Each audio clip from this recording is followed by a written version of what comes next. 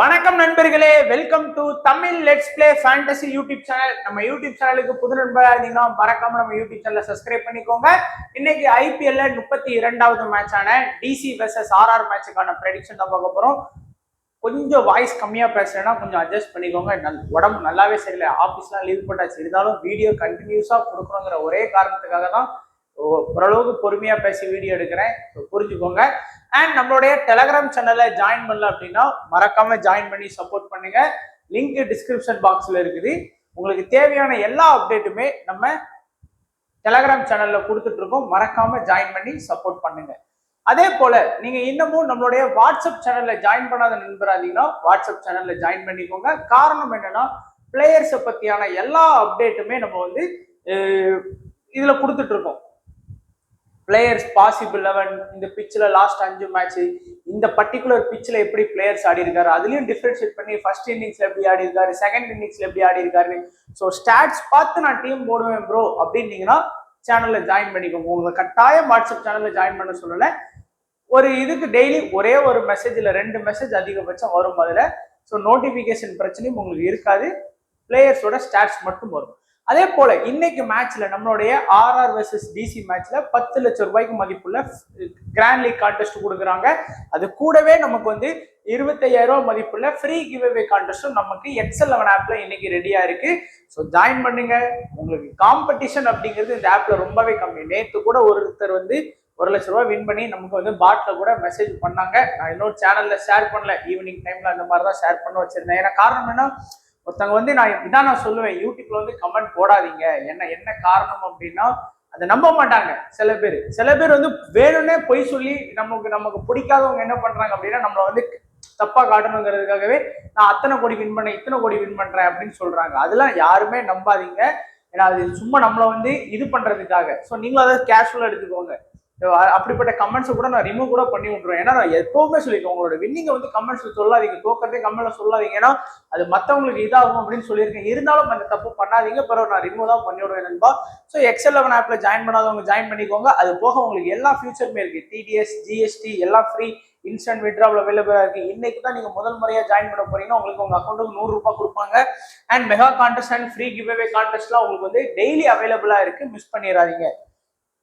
இந்த head to head DC versus RR மேட்ச்ல மொத்தம் 29 மேட்ச்ல 14 மேட்ச் வந்து டிசி வின் பண்ணியிருக்கிறாங்க. வெறும் 15 மேட்ச் வந்து நம்மளுடைய ஆர்ஆர் வின் பண்ணியிருக்காங்க. ஸோ ஆர்ஆருக்கும் டிசிக்கும் இதுவரைக்கும் நடந்த ஹெட் டு ஹெட்ல பெரிய மார்ஜின் அப்படின்லாம் இல்லை. ஜஸ்ட் ஒரே ஒரு மேட்ச் மட்டும் அட்வான்டேஜ் ஃபார் ஆர்ஆர் இருக்கிறாங்க. High score 221, low score 60. High score 222, low score வந்து 115. ஸோ ஆர்ஆர் சைடு வந்து ஹை ஸ்கோர் லோ ஸ்கோர் கொஞ்சம் ஸ்ட்ராங்கா இருக்கு. இந்த பிச் அருண் ஜெட்லி ஸ்டேடியம் பிச்சை பத்தி நான் சொல்லணும்னே அவசியம் இல்லை, உங்களுக்கே தெரியும். நீங்க தமிழ்ல இதை ஒரு செகண்ட் படிச்சு பாருங்க, உங்களுக்கு புரியும். ஏன்னா இந்த பிச்சில் வந்து பேட்டிங் ஃபர்ஸ்ட் பண்ண டீம் தாங்க அதிகமா வின் பண்ணியிருக்கிறாங்க. நீங்க போன வருஷம் 2024 ஐபிஎல் எடுத்து பாத்தீங்கன்னா 5 மேட்ச் இதுல நடத்தினாங்க. 5க்கு 5மே பேட்டிங் ஃபர்ஸ்ட் பண்ண டீம் தான் வின் பண்ணாங்க. அதை பேஸ் பண்ணி இன்னைக்கு பாருங்க, இதுல சொல்லியிருந்தாங்க, அதாவது இன்னைக்கு வந்து இந்த மைதானத்தில் முதலில் பேட்டிங் செய்யும் போது அதிக அணிகள் வெற்றி பெற்றுள்ளன. எனவே டாஸை வென்று முதலில் பேட்டிங் செய்யுங்கள்னு பிச் ரிப்போர்ட்ல முரளி கார்த்திக்கும் டேனி மோரிசனும் சொன்னாங்க. ஆனா டாஸ் வின் பண்ண அக்ஷர் பட்டேல், எம்ஐக்கு அகேன்ஸ்டா வின் பண்ண அக்ஷர் பட்டேல் வந்து இல்ல, டாஸ் வந்து மும்பை தான் வின் பண்ணாங்களோ, யார் வின் பண்ணாங்களான்னு எனக்கு சந்தேகமா இருக்கு. ஆனா பவுல் ஃபர்ஸ்ட் தான் எடுத்தாங்க. டிசி தான் வின் பண்ணாங்கன்னு நினைக்கிறேன். ஸோ பவுலிங் எடுத்தாங்க. பேட்டிங் ஃபர்ஸ்ட் பண்ணாதான் இந்த பிச்சில் வந்து அட்வான்டேஜ் இருக்கும்னு நினைக்கிறேன். ஸோ யார் எனக்கு அந்த டிசி வெர்சஸ் எம்ஐ மேட்ச்ல டாஸ் வின் பண்ணாங்கன்னு தெரியல. ஆனா அந்த மேட்ச்ல பேட்டிங் ஃபர்ஸ்ட் பண்ண டீம் தான் வின் பண்ணாங்க. தொடர்ந்து இந்த பிச்சில் லாஸ்ட் 6 ஐபிஎல் மேட்ச்ல 6மே வந்து பேட்டிங் ஃபர்ஸ்ட் தான் வின் பண்ணியிருக்கிறாங்க. ஸோ நீங்க கொஞ்சம் அதுக்கு லைட்டா, அதுக்குன்னு ஃபுல்லா பேட்டிங் ஃபர்ஸ்ட் பண்ற டீமுக்கே அட்வான்டேஜஸ் கொடுத்துறாதீங்க. ஏன்னா அன்னைக்கு மேட்ச்ல டிசி கையில இருந்த மேட்ச் தான் டிசி விட்டாங்க, எம்ஐ வந்து வின் பண்ணாங்க. அண்ட் இது வந்து ஓவராலா ரெக்கார்டு இந்த ஒரு மேட்ச் இருக்கிறதுனால அதை நம்ம கொடுத்துருக்கிறோம். அண்ட் அதே போல ஒரு மேட்ச் எம்ஐ வெர்சஸ் டிசி மேட்சோட ரெக்கார்ட்ஸ் வந்து பாத்துக்கோங்க. இப்போ வந்து நம்ம டைரக்டா ப்ரெடிக்ஷன் போயிடலாம். ஸோ நிறைய சிஎஸ்கேயும் வந்து பாத்தீங்கன்னா கம்பேக் கொடுத்துட்டாங்க, அண்ட் எம்ஐயும் கம்பேக் கொடுத்துட்டாங்க. இனிதான் the real IPL start here அப்படிங்கிற மாதிரி தான் எனக்கு தோணுது. இனிமேல் தான் அந்த ரேஸ் நல்லா இருக்கும். நான் சொன்னேன்ல, இவங்க வின் பண்ண, இப்போ சிஎஸ்கே வின் பண்ணா உங்களுக்கும் எனக்கும் எதுவும் துட்டு கொடுக்க போறது கிடையாது, கண்டிப்பா கிடையாது. ஆர்சிபி வின்னா எதுவும் கிடையாது. ஒரு சந்தோஷம், நம்மளுடைய ஒரு சந்தோஷத்துக்காக அந்த லீக்கை வந்து நம்ம பார்க்குறோம். ஒரு என்டர்டைன்மெண்ட், ஒரு நைட்டு ஒரு 3 மணி நேரம் ஒரு ஜாலியா இருக்கலாம். ஆனா இப்ப அப்படி கிடையாது. இப்போ நம்ம போற பக்கம் பார்த்தா நமக்கு பிடிச்ச டீம் எல்லாம் தோத்துக்கிட்டே இருக்கு. எனக்கு பிடிச்ச ஆர்சிபி டீம் மட்டும் தான் ஓரளவுக்கு நல்லா விளையாடுது. அதனாலதான் ஏதோ பரவாயில்ல, ஒரு டீமாச்சும் நல்லா ஆடுதுங்கிற மாதிரி இருக்கு. இந்த எம்ஐ வெர்சஸ் சிஎஸ்கே இந்த 2 டீமும் நல்லா விளையாண்டாதான் அந்த ஐபிஎல் சீசனே கலகலக்கும். அந்த ரேஸ் வந்து நல்லா இருக்கும். அதுதான் எனக்கு பிடிக்கும். ஒவ்வொருத்தங்களுக்கும் ஒவ்வொரு மாதிரி இருக்கும். ஒருத்தங்களுக்கு சிஎஸ்கே எம்ஐனாலே பிடிக்காமலே இருக்கும். அந்த டீம் வரவே கூடாது நினைப்பாங்க. ஆனா எனக்கெல்லாம் அப்படி கிடையாது. அந்த எந்த டீமா இருந்தாலும் அந்த ரேஸ் நல்லா இருந்தாதான் அந்த லீக் வந்து நல்லாவே இருக்கும். அந்த சில சீசன்லாம் இந்த 4வது இடம் பிடிக்கிறதுக்கு அவ்வளவு போராட்டமா இருக்கும். ஜஸ்ட் ரன் ரேட்ல எல்லாம் மிஸ் ஆகும். போன வாட்டி எப்படி சிஎஸ்கே வெர்சஸ் ஆர்சிபி மேட்ச் வந்து டிசைடட் மேட்சா இருந்தது, அந்த மாதிரி ஒரு ரேஸ் இருந்தாதான் அந்த சீரீஸ் பாக்குறதுக்கு நல்ல ஒரு வைபா இருக்கும். ஸோ பார்ப்போம். அண்ட் நம்மளுடைய ஜாக் ஃப்ரெஷர், அபிஷேக் போரல், கருண் நாயர், கேஎல் ராகுல், அக்சர் படேல், ஸ்டப்ஸ். நம்ம இன்னைக்கு ஷார்ட்டா ஸ்வீட்டா தான் பார்க்க போறோம். ரொம்ப நேரம் உட்காந்து என்னால பேச முடியாதுங்கிறதுனால. அண்ட் ஜாக் ஃப்ரெஷர் நான் ஏற்கனவே சொன்ன மாதிரி ஹிட்டு 6 மிஸ். உங்களுக்கு மன தைரியம் இருந்தா அவரை மறுபடியும் உங்க டீம்ல வந்து நீங்க ட்ரை பண்ணலாம். மேக்சிமம் லாஸ்ட் 15 மேட்ச்ல ஒரே ஒரு மேட்ச் மட்டும் தான் 50+ அடிச்சிருக்காரு. மீதி 14 மேட்ச் வந்து ஃபிளாப்பான ரிசல்ட் மட்டுமே ஜாக் ஃப்ரெஷர் கொடுத்திருக்கிறாரு. உங்களுக்கு மனசுல தைரியம் இருந்ததுன்னா மட்டும் அவர் இன்னைக்கு ஹிட் ஆவார் அப்படின்னா ட்ரை பண்ணுங்க. பட் ஆர்ச்சர் மாதிரியான பவுலர்ஸ் வந்து ஸ்டம்புக்கு கரெக்டா பால் பண்ணுவாங்க. அப்போ அவர் பேட்டிங் வந்து விக்கெட் ஆகிறதுக்கு கூட வாய்ப்பு இருக்கு. பட் ரிஸ்க் எடுங்க. அதுவும் குறிப்பா செகண்ட் பேட்டிங் வந்தாருன்னா அந்த ரிஸ்க் எடுங்க. ஏன்னா அவருடைய பெரும்பாலான ஹை ஸ்கோர் வந்து செகண்ட் பேட்டிங்ல இருந்து வருது. அபிஷேக் போரல் வந்து போன ஐபிஎலுக்கும் இந்த ஐபிஎலுக்கு இடையில நடந்த நிறைய டொமஸ்டிக் மேட்ச்ல சூப்பரா ஸ்கோர் பண்ணியிருக்காரு. அதுவும் குறிப்பா செகண்ட் பேட்டிங்னு வந்தா அபிஷேக் போரல் வந்து ஒரு 30+ ரன் வந்து கண்டிப்பா அடிச்சு கொடுப்பாரு. நான் அதனாலதான் லாஸ்ட் மேட்ச் ட்ரை பண்ணேன். ஆனா என்ன ஒரு மைனஸ் அப்படின்னா ஒரு இம்பாக்ட் சப்பா வர்றாரு. சில நாட்கள் வந்து நம்ம இம்பாக்ட் சப்பை வந்து நம்புறோம். ஆனா அவங்க என்ன பண்றாங்க அப்படின்னா திடீர்னு அன்னைக்கு வந்து இப்போ இன்னைக்கு வந்து டிசி வந்து ஃபர்ஸ்ட் பேட்டிங் வர்றாங்கன்னா அவர் உள்ள இருந்துருவாரு. செகண்ட் பேட்டிங் வந்தாருன்னு வச்சுக்கோங்களேன், திடீர்னு ஒரு பால் வந்து செம்மையா மற்ற பவுலர்ஸ்க்கு அடி கொடுக்கும். ஏதாச்சும் ஒரு பவுலர்ஸ் எடுத்து ஆடிடுவாங்களோ அப்படிங்கிற மாதிரி இருக்கு. ஏன்னா சில அன்னைக்கு இப்படிதான் பத்திரானா வந்து நம்ம எடுத்தோம். ஆனா பத்திரானாவை உள்ளே வேறக்கா, தீபக் கூட வேறக்காங்க. இந்த மாதிரி நிறைய மேட்சஸ் இருக்கு. திடீர்னு வந்து பாத்தீங்கன்னா அபிஷேக் போரலுக்கு போயெல்லாம் ஒரு கொஞ்சம் நிதானமா ஆடக்கூடிய பிளேயர்ஸை கூட இறக்கி விடுறதுக்கு வாய்ப்பு இருக்கு. எப்படி மனேஷ் பாண்டே உள்ள வந்தாரு, அந்த மாதிரிலாம் வாய்ப்புகள் இருக்கு. அதனால அந்த ஒரு இதுதான் நான் மைனஸா பாக்குறேன். இம்பாக்ட் சப்ல ஸ்மால் லீக்ல ரிஸ்க் எடுக்கணுமானே.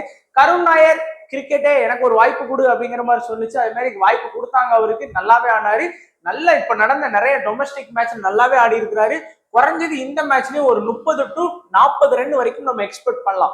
அண்ட் கேஎல் ராகுல் ஃபர்ஸ்ட் நான் பாக்குறது விக்கெட் கீப்பர் அப்படிங்கிற ஒரு பெரிய அட்வான்டேஜோட உள்ள வர்றாரு. ஆனா ஃபர்ஸ்ட் பேட்டிங் வந்தா கேஎல்ட்ட இருந்து நான் 40+ ரன் எதிர்பார்ப்பேன். செகண்ட் பேட்டிங்ல நிறைய மேட்ச் வந்து ஸ்ட்ரகிள் ஆயிருக்காரு. இப்போ ஃபர்ஸ்ட் மேட்ச் வந்து 10 மேட்ச் ஆடுறான்னா ஃபர்ஸ்ட் பேட்டிங்ல 8 மேட்ச் வந்து ட்ரீம் டீம்ல வர்ற கேஎல் ராகுலால செகண்ட் பேட்டிங்ல வர முடியல. நீங்க கேட்கலாம், அப்ப ஆர்சிபிக்கு அகேன்ஸ்டா எப்படா நல்லா விளாண்டா அப்படின்னு கேட்கலாம் என்கிட்ட. ஆர்சிபிக்கு அகேன்ஸ்டா அவருக்கு ஒரு கேட்சை மிஸ் பண்ணாங்க. கொஞ்சம் கஷ்டமான கேட்சா இருந்தாலும் அது வந்து படிடர் வந்து பிடிக்கக்கூடிய கேட்ச் தான். அதை பிடிச்சிருந்தாங்க. அன்னைக்கு கேஎல் ராகுல் ஃபிளாப். ஸோ செகண்ட் பேட்டிங்னு வந்தா கேஎல் ராகுல் கொஞ்சம் வீக் ஆடுறாரு கம்பேர்ட் டு ஃபர்ஸ்ட் இன்னிங்ஸ். அதுக்குன்னு நான் செகண்ட் இன்னிங்ஸ் வந்தாலே ராகுல் டக்கு அப்படின்னு நான் சொல்லவே இல்லை. செகண்ட் இன்னிங்ஸ் வந்து ஒரு 20 ரன் அடிக்காருனா அதே ஃபர்ஸ்ட் இன்னிங்ஸ்ல வந்தாருன்னா அதுல வந்து 40 ரன் ஸ்கோர் பண்ணுவார். அதுதான் கேஎல் ராகுலோட பிளஸ். அக்சர் படேல் இந்த சீசன்ல அக்சர் படேலுக்கு பெருசா பவுலிங் சப்போர்ட் பண்ணவே இல்லைங்க. 5 மேட்ச்ல 14 ஓவர் பவுலிங் பண்ணி 0 விக்கெட் தான். இன்னைக்கான அவருக்கான ரைட் ஹேண்ட் ஆப்ஷனும் ரொம்ப கம்மி தான். 3 பேர் தான் இருக்கிறாங்க. இருந்தாலும் இந்த ஒரு பேட்டிங்காக மட்டும்தான் நம்ம வந்து அவரை ட்ரை பண்றோம். ஒரு சில மேட்ச் வந்து அவர் கேப்டனா இருக்கிறதுனால அவரை வந்து நம்ம கரெக்டா புரிஞ்சுக்க முடியல. சில அன்னைக்கு பவர் பிளேலே வந்து அட்டாக் பண்ண வராரு, சில அன்னைக்கு பவர் பிளேக்கு அப்புறம் வராரு. இந்த பிச்சில் எம்ஐக்கு அகேன்ஸ்டா அவர் வந்து பவர் பிளேக்கு அப்புறம் தான் வந்தாரு. ஸோ கொஞ்சம் லேட்டா தான் வந்தாரு. இருந்தாலும் அக்சர் படேலுக்கு அந்த பேட்டிங் பிளஸ் பவுலிங் அட்வான்டேஜ் இருக்கிறதுனால மட்டும்தான் நம்ம வந்து இம்பார்ட்டன்ஸ் கொடுப்போம். அதை கவனமா பார்த்துக்கோங்க. ஸ்டப்ஸ் வந்து நான் பர்சனலா வந்து செகண்ட் பேட்டிங் வந்தா கண்டிப்பா நான் ஸ்டப்ஸ் கிட்ட இருந்து 30+ ரன் எதிர்பார்க்கிறேன். லாஸ்ட் மேட்ச் செகண்ட் பேட்டிங் தான் வந்தாரு. ஆனா அவசரப்பட்டு பிரஷர்ல சுத்தி அவுட் ஆயிட்டு போயிட்டாரு. பட் ஃபர்ஸ்ட் இன்னிங்ஸ்ல வந்தாலும் நல்லா ஸ்கோர் பண்றாரு, இல்லைன்னு சொல்ல. ஃபர்ஸ்ட் இன்னிங்ஸ்ல ஒரு 20+ ரன் அடிக்காருன்னா செகண்ட் பேட்டிங்ல ஒரு 30+ ரன் வந்து நமக்கு அடிச்சு கொடுக்குறாரு. அடுத்ததான் நம்ம பார்க்கக்கூடியது டிசியோட பவுலர்ஸ். அதுல அத்யோஷ் சர்மா மட்டும் நமக்கு வந்து பேட்டிங் லைனப்ல இருக்காரு. அவருடைய பெரும்பாலான ஸ்கோர் வந்து 20 to 20 தாங்க அவருடைய ஆவரேஜ், 20 to 25 ரன். ஏன்னா லாஸ்ட் 2 ஓவர் வருவாரு, இல்ல லாஸ்ட் 3 ஓவர். அதுலயும் ஆப்போனண்ட் ஸ்ட்ரைக் மாத்தி விட்டாருன்னா பால் வந்து பெருசா ஃபேஸ் பண்ண மாட்டாரு. ஏன்னா 6 பேர் அவுட் ஆகி போனதுக்கு அப்புறம் தான், 5 பேர் அவுட் ஆகி போனதுக்கு அப்புறம் தான் உள்ள வர்றாரு. அப்படிங்கும்போது ரொம்ப கஷ்டம் அவரால் ஒரு பெரிய இன்னிங்ஸ் ஆடுறது. அன்னைக்கு 66 அடிச்சாரு அப்படின்னா ஃபர்ஸ்ட் மேட்ச் லக்னோக்கு அகேன்ஸ்டா நிறைய ஸ்டெம் பீட்லாம் மிஸ் பண்ணாரு ரிஷப் பண்ட். அதெல்லாம் பண்ணியிருந்தா அன்னைக்கும் வந்து அவர் கம்மியான ஸ்கோர் தான் அடிச்சிருப்பாரு. அண்ட் விப்ராஜ் எக்ஸ்பெக்ட் பண்ணாத ஒரு பிளேயர், இந்த மாதிரி பிளேயர் தான்டா வேணும் எங்களுக்கு அப்படிங்கிற மாதிரி ஆடி கொடுக்கக்கூடிய ஒரு பிளேயரா தான் இருக்கிறாரு. பேட்டிங்கும் பண்ற 5 மேட்ச்ல 54 ரன். யாரு இங்க பாருங்க, ஜாக் ஃப்ரெஷரை விட அதிக ரன் அவரு. ஜாக் ஃப்ரெஷர் வந்து வெறும் 46 ரன் தான், அவரு வந்து 54. அதே போல பாருங்க, அபிஷேக் போரலை விட கொஞ்சம் தான் ரன் கம்மியாடு, ஒரு பாதிக்கு பாதி ரன் கம்மியா அடிச்சிருக்கிறாரு. அக்சர் பட்டேலை விட கொஞ்சம் தான் கம்மி, ஸ்டப்ஸை விட ஒரு 50-60 ரன் தான் கம்மி. ஆனா அவர் எடுத்திருக்க விக்கெட்டை பாருங்க, 7 விக்கெட் எடுத்திருக்காரு. 7 விக்கெட்டுக்கு ஃபேண்டசி பாயிண்ட் என்ன ஆச்சு? 7 21 210 ஃபேண்டசி பாயிண்ட் ஆச்சு. ஏடி வச்சா கூட எட்டாது, அந்த லெவலுக்கு வந்து சூப்பரா இருக்காரு. பட் லோ பர்சன்டேஜ் இருக்கிறதுனால நம்ம அவரை கவனம் செலுத்துறது இல்லை. ஸோ அதனால கண்டிப்பா கவனம் கொடுங்க அவருக்கும். ஸ்டார்க்கு இனிஷியல் அட்டாக் பண்ணுவார், குறிப்பா ஃபர்ஸ்ட் பவுல் பண்ண வந்தாருன்னா நான் இன்னைக்கு ட்ரை பண்ணுவேங்க. 1-2 விக்கெட் எதிர்பார்க்கிறேன். அதுலயும் இன்னைக்கு என் தலைவன் ஸ்டார்க் வர்சஸ் நம்ம ஆளு ஜாய்ஸ்வாலுக்கு வந்து பேட்டில் எப்படி இருக்குன்னு நினைச்சு பாருங்க. மேட்ச் வந்து போன டெஸ்ட் சீரீஸே பார்த்துருப்போம் என்ன மாதிரியான இதெல்லாம் நடந்தது அப்படின்னு. ஃபர்ஸ்ட் மேட்ச் ஸ்டார்க்கை போட்டு போலன்னு பொழந்தாரு, அடுத்த ஒரு மேட்ச் கூட ஸ்டார்க் அவரை அடிக்கவில்லை, அவுட் ஆகினாரு.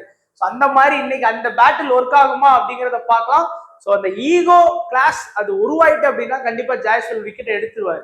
அவசரப்பட்டு அடிச்சாருன்னா விக்கெட் எடுத்துருவாரு. 2 6 கொடுத்தாலும் விக்கெட் எடுத்துருவாரு. ஜாய்ஸ்வால் ரொம்ப பொறுமையா அவசரப்படாம ஆடினாருன்னா விக்கெட் கொடுக்க மாட்டாருங்கிறது என்னுடைய கருத்து. குல்தீப் ஃபர்ஸ்ட் போலிங்கா இருந்தானே, செகண்ட் போலிங்கா இருந்தானே, எனக்கு தேவை 1-2 விக்கெட். அது எல்லா மேட்சுமே கன்சிஸ்டன்சி எடுத்து கொடுக்கக்கூடிய பிளேயர். இப்ப ஸ்டார்க்கு பாத்தீங்கன்னா மேட்ச் 3 விக்கெட், 2வது மேட்ச் 5 விக்கெட், அதுலயே அவர் வந்து 8 விக்கெட் எடுத்துட்டாரு. 3வது மேட்ச்ல 1 விக்கெட், 4வது மேட்ச்ல விக்கெட்டும் கிடையாது, 5வது மேட்ச்ல விக்கெட் கிடையாது. சோ பாக்குறதுக்கு 5 மேட்ச்ல 9 விக்கெட் இருக்கும்.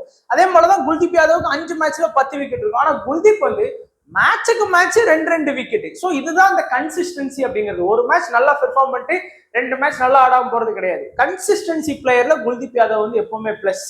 அண்ட் மோஹித் சர்மா கிட்ட இருந்து நான் 1 விக்கெட் வரைக்கும் எதிர்பார்க்கிறேன். காரணம் என்னன்னா 4 ஓவர் கம்ப்ளீட் பண்ண மாட்டாரு, 2-3 ஓவர் தான் அதிகபட்சம் பவுல் பண்ணுவாரு. முகேஷ் குமார் அதே தான், 2-3 ஓவர் தான் பவுல் பண்ணுவாரு. 1 விக்கெட் வரைக்கும் நீங்க வந்து எக்ஸ்பெக்ட் பண்ணலாம். ஸோ இதுல வந்து காம்பினேஷன் வைஸா நல்ல டீம்ஸா வந்து கிரியேட் பண்ணுங்க. அடுத்ததா நம்ம பார்க்கக்கூடியது ஆர்ஆரும் ஓரளவுக்கு நல்லா ஸ்ட்ராங் ஆடக்கூடிய டீம் தான் நண்பா. ஸோ நல்லாவே ஆடி இருக்கிறாங்க. சஞ்சு, ஜாய்ஸ்வால், ரியனு, ராணா, ஜூரலு, ஹெட்மயர். இதுல வந்து சஞ்சு போத் இன்னிங்ஸ்லயுமே நல்லா ஆடக்கூடிய பிளேயர். ஃபர்ஸ்ட் பேட்டிங்னாலும் சரி ஒரு 25-35 ரன் வரைக்கும், செகண்ட் பேட்டிங்னாலும் சரி 25-35 ரன் வரைக்கும் கன்சிஸ்டன்சி ஆடுவாரு. பிளஸ் விக்கெட் கீப்பர் அப்படிங்கிற ஒரு ஆப்ஷன் இருக்கு. லாஸ்ட் மேட்ச் நான்லாம் வந்து பாப்பு வந்து சஞ்சு சாம்சன் வெர்சஸ் விராட் கோலி அப்படின்னு ஒரு 20,000 ரூபாய் கட்டினேன் பாப்ல, ஸ்போர்ட்ஸ் ஆப்ல, ஒன் பிளேயர்ல. விராட் கோலிக்கு அந்த கேட்சை பிடிச்சிருந்தான்னு வைங்களேன், எனக்கு வந்து 40,000 ரூபாய் கிடைச்சிருந்திருக்கும். ஸோ எல்லாமே முன்னெல்லாம் வந்து பாத்தீங்கன்னா லக்கு வந்து கிராண்ட் லீக்கு தான் லக்கு இருக்கும் அப்படின்னு சொல்லுவோம். இப்பெல்லாம் பாத்தீங்கன்னா ஏன்டா ஒன் பிளேயர் ஃபேண்டசி ஆப்ஷனுக்குமே லக்கு வேணுமா அப்படிங்கிற மாதிரி கொண்டு வந்துட்டாங்க. அதனால எல்லாத்துக்குமே இப்ப லக்கு வந்துருச்சு. கேட்ச வந்து இஷ்டத்துக்கு விடுறாங்க. அதனால கொஞ்சம் கவனமாவும் பார்த்துக்கோங்க. என்ன காரணத்துக்கு சொல்றேன் அப்படின்னா இந்த மாதிரி, ஏன்னா விக்கெட் கீப்பர் ஆப்ஷன்லாம் டபுள் ஆப்ஷன் இருக்கிறது நிறைய வாய்ப்பு இருக்கு. லாஸ்ட் மேட்ச் நம்ம வந்து மிச்சல் மார்ஸ் வெர்சஸ் மார்க்ரம் அகைன்ஸ்டா நான் வந்து பாப்பு போட்டேன். மார்க்ரம் வந்து ஒரு 4 ஒரு 2 ரன் 6 ரன்ல அவுட். ஆனா ஒரு 11 பாயிண்ட் தான் வாங்கி கொடுத்தாரு. மிச்சல் மார்ஸ் வந்து என்னை விட ஒரு 33 பாயிண்ட் கரெக்டா போயிட்டாரு. வந்தாரு மார்க்ரம் வந்து ஒரு விக்கெட் எடுத்தாரு. காரணம் அந்த டபுள் ஆப்ஷன் இருக்கு. ஏன்னா மிச்சல் மார்ஸ் வந்து சப்ல தூக்கிடுவாங்கன்னு தெரியும் எனக்கு. நான் என்ன நினைச்சேன்னா ஒரு கேட்ச் பிடிப்பாரு. ஏன்னா மார்க்ரமோட ஃபீல்டிங் வந்து லாங் ஆன் லாங் ஆஃப் அந்த சைட்ல இருக்கும். ஸோ ஒரு கேட்ச் பிடிச்சு கொடுத்தா கூட ஒரு 8 பாயிண்ட் அட்வான்டேஜ் வரும் நமக்கு. அந்த காரணத்துக்காக நான் போட்டேன். பவுலிங் பெருசா கொடுக்க மாட்டாங்க நானே நம்பினேன். பட் அந்த கேட்சுக்காக தான் நான் எக்ஸ்ட்ரா போட்டு மார்க்ரம ட்ரை பண்ணேன். ஆனா அதுவே எனக்கு அட்வான்டேஜா முடிஞ்சது. அதனால இந்த டபுள் ஆப்ஷன் எல்லாம் கொஞ்சம் நல்லா கவனம் செலுத்துங்கிறதுக்காக தான் இது. ஜாய்ஸ்வால் வெர்சஸ் ஸ்டார்க், யாருக்கு நீங்க சப்போர்ட் பண்ணுவீங்க அப்படிங்கறத கமெண்ட் செக்ஷன்ல சொல்லுங்க. ஸ்டார்க்குக்கா இல்ல ஜாய்ஸ்வாலுக்கா? இன்னைக்கு யாருக்கு நிறைய ஸ்கோர் பண்ணுவாங்க இன்னைக்கு பாப்போமே. நீங்க வீடியோ பாக்குற எல்லாருமே இன்னைக்கு ஸ்டார்க்கு ஜாய்சோல் அவுட் ஆகுவாரா இல்ல ஜாய்சோல் வந்து ஸ்டார்க் பால்ல 2 6 அடிப்பாரா அப்படிங்கிறத கமெண்ட் செக்ஷன்ல சொல்லுங்க. யாரெல்லாம் யாருக்கு சப்போர்ட் பண்றீங்கன்னு பார்ப்போம். And Riyan Parag consistency player. இப்போ ஜாய்சோல் வந்து இந்த 6 மேட்ச்ல ஒரு 2 மேட்ச் மட்டும்தான் ஒரு 30+ ரன் ஸ்கோர் பண்ணாரு.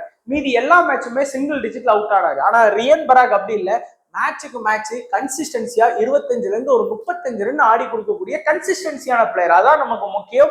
நிதிஷ் ராணா பெருசா ஆடலங்க, ஒரே ஒரு மேட்ச் சிஎஸ்கே மட்டும் ஆடிட்டாரு. ஸோ செகண்ட் பேட்டிங் வந்தா மட்டும் நீங்க வந்து நிதிஷ் ராணாக்கு வந்து கொஞ்சம் இம்பார்ட்டன்ஸ் கொடுக்கலாம். ஜூரல் ஃபர்ஸ்ட் பேட்டிங் வந்தா நீங்க இம்பார்ட்டன்ஸ் கொடுக்கலாம். ஏன்னா காரணம் ஒரு 25+ ரன் வந்து ஃபர்ஸ்ட் பேட்டிங்ல ஆடிடுவாரு. சிவம் ஹெட்மேர் அதே போலதான் ஒரு 25ல இருந்து 30 ரன் வரைக்கும் ஆடுறதுக்கு வாய்ப்புகள் இருக்கு.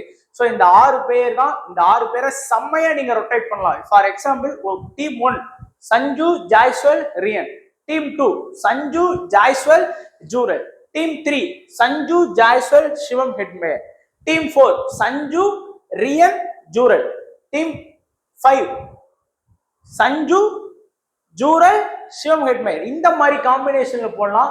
கண்டிப்பா யூஸ் ஆகும். ஒரே ஒரு டீம்ல மட்டும் 2 ஓப்பனரையும் டிராப் பண்ணிட்டு ரியன் பராக் ஜூரல் ஹெட்மேர், அதுவே செகண்ட் பேட்டிங் பண்ற மாதிரி இருந்தா ரியன் பராக் நிதிஷ் ராணா ஜூரல், இந்த மாதிரி ட்ரை பண்ணி பாருங்க. காம்பினேஷன் உருவாக்குறதுக்கு நீங்க செம்மையா இருக்கும்.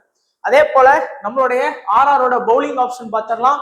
வனிடு, குமார் கார்த்திகேயா, ஆர்ச்சர், தீக்ஷானா, சந்தீப் சர்மா, தேஷ்பாண்டே. இதுல வந்து வனிடு வந்து அவருடைய 10 மேட்ச் ஆடுறான்னு வைங்களேன், ஃபர்ஸ்ட் இன்னிங்ஸ்ல பவுல் பண்ணும்போது மினிமம் 1ல இருந்து 2 விக்கெட் ஃபர்ஸ்ட் பவுல் பண்ணா, செகண்ட் பவுல் பண்ணா கூட அந்த மாதிரி எடுக்கல அவரு. நீங்க லாஸ்ட் 10 நான் போய் சொல்றேன்னு நினைச்சீங்கன்னா டேட்டா இருக்கு, போய் பாத்தீங்கன்னா உங்களுக்கே புரிய போகுது. இந்த சீசன்லயும் நல்லா பவுல் பண்ணியிருக்கிறாரு. பிளஸ் நான் இன்னைக்கு ஹசரன் காட்ட வந்து பேட்டிங்ல ரன்ஸ் எதிர்பார்க்கிறேன் நண்பா. ஸோ ஒன் பிளேயர் ஃபேண்டசில வந்து உங்களுக்கு ஆப்போனண்டா சிங்கிள் ஆப்ஷனோட வந்து ஹசரன் கா இருந்தாருன்னா ஹசரன் காவை ஃபோக்கஸ் பண்ணுங்கன்னா, ஒருவேளை டிசி நல்லா பவுல் பண்ணி டாப் ஆர்டர்ஸ் விக்கெட் எடுத்தா ஹசரன் கா வந்து மினிமம் ஒரு 10ல இருந்து 15 ரன் ஆடினா கூட அது வந்து நமக்கு வந்து பிளஸ்ஸா முடியறதுக்கு நிறைய வாய்ப்புகள் இருக்கு. குமார் கார்த்திகேயாவை கண்டிப்பா ட்ரை பண்ணி பாருங்க. 10 டீம் போட்டீங்கன்னா அட்லீஸ்ட் 1 or 2 டீம்ல மட்டும் ஃபோக்கஸ் பண்ணுங்க. எல்லா டீம்லயும் கவனம் செலுத்திடாதீங்க. 1ல இருந்து 2 டீம் வரைக்கும். ஆர்ச்சர் ஃபர்ஸ்ட் நாளும் சரி செகண்ட் நாளும் சரி மினிமம் 1ல இருந்து 2 விக்கெட் உங்களுக்கு கேரண்டியா எடுத்து கொடுக்கக்கூடிய ஒரு பிளேயர். தீக்ஷானா ஃபர்ஸ்ட் பவுல் பண்ணா போத் இன்னிங்ஸ்லயுமே நல்லா பவுல் பண்ணுவாரு. ஃபர்ஸ்ட் பவுல் பண்ணா நீங்க எதிர்பார்க்கக்கூடிய 1 விக்கெட் கன்ஃபார்ம். சந்தீப் சர்மா கிட்ட இருந்து 1 விக்கெட் கன்ஃபார்ம். நம்ம தேஷ்பாண்டே வந்து விக்கெட் எடுத்தாருன்னா 1 2 அந்த மாதிரி எடுத்துருவாரு. ஆனா அவர் பால் வந்து 4 ஓவருக்கு 50 ரன் கொடுப்பாரு, இல்லைன்னு சொல்லல. பட் விக்கெட் அப்படிங்கிறது கண்டிப்பா தேஷ்பாண்டே எடுத்து கொடுத்துருவார். ஆல்மோஸ்ட் 10 மேட்ச் ஆடுறாருன்னா 7 மேட்ச் வந்து விக்கெட் எடுக்காம இருக்கவே மாட்டாரு. ஸோ ஸ்மால் லீக் விளையாடுறவங்களா இருந்தீங்கன்னா கேஎல் ராகுல், அக்சர் பட்டேல், ஸ்டார்க்கு, குல்தீப் யாதவ், விப்ராஜி, சஞ்சு ஜாய்ஸ்வால், ஹசரன்கா, ஆர்ச்சர், இந்த 9 பிளேயரையும் கட்டாயமா உங்க டீம்ல வந்து ரொட்டேஷன் பண்ண கத்துக்கோங்க. அண்ட் நீங்க இன்னைக்கு கேப்டன் வைஸ் கேப்டன் பாத்தீங்கன்னா மோஸ்டா உங்க ஆப்போனன்ட் வந்து கேல கேப்டன் வைஸ் கேப்டன் வந்து சஞ்சுவை தாங்க ட்ரை பண்ணுவாங்க. ஆனா எனக்கு தெரிஞ்சு இந்த 2 ஸ்பின்னரையும் நீங்க கொஞ்சம் உங்க டீம்ல கன்சிடர் பண்ணி பார்க்கலாம்.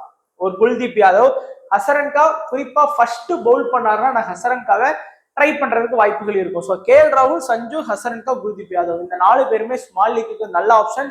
கிராண்ட் லீக்னு பாத்தீங்கன்னா Stubbs or Jake Fraser. Jake Fraser பத்தி நான் சொல்லிட்டேன். உங்களுக்கு மன தைரியம் இருந்தது அப்படின்னா ட்ரை பண்ணி பார்த்துக்கலாம். முகேஷ் குமார், தேஷ்பாண்டே, சந்தீப் சர்மா இந்த 4 பேரையுமே நல்ல லோ பர்சன்டேஜ்ல இருக்கக்கூடிய குவாலிட்டியான பிளேயர்ஸ் கன்சிடர் பண்ணுங்க. கடைசியா நம்மளுடைய ஸ்மால் லீக் டெமோ டீம் பார்த்துடலாம்.